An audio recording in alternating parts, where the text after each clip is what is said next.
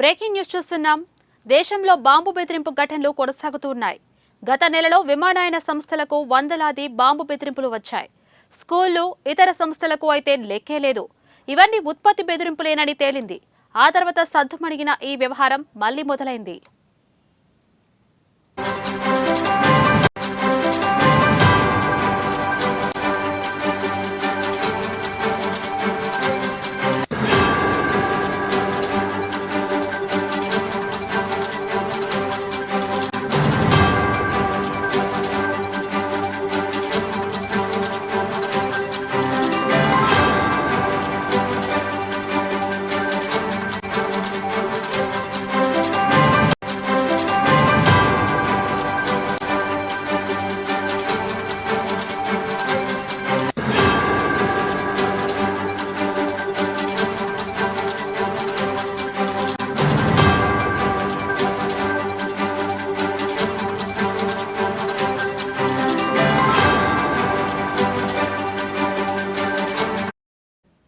తాజాగా భారతీయ రిజర్వ్ బ్యాంకుకు రష్యన్ భాషలో బాంబు బెదిరింపు వచ్చింది.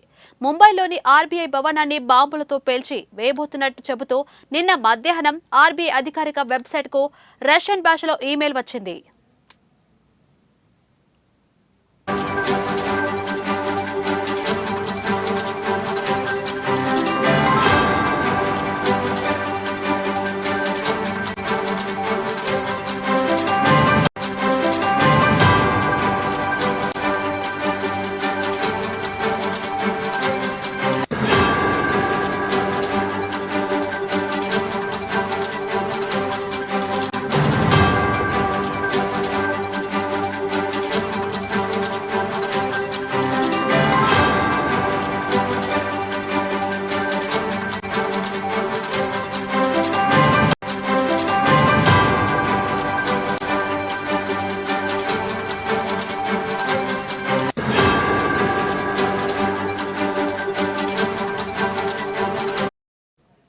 సమాచారం అందుకున్న పోలీసులు గుర్తు తెలియని వ్యక్తిపై కేసు నమోదు చేసుకుని దర్యాప్తు ప్రారంభించారు.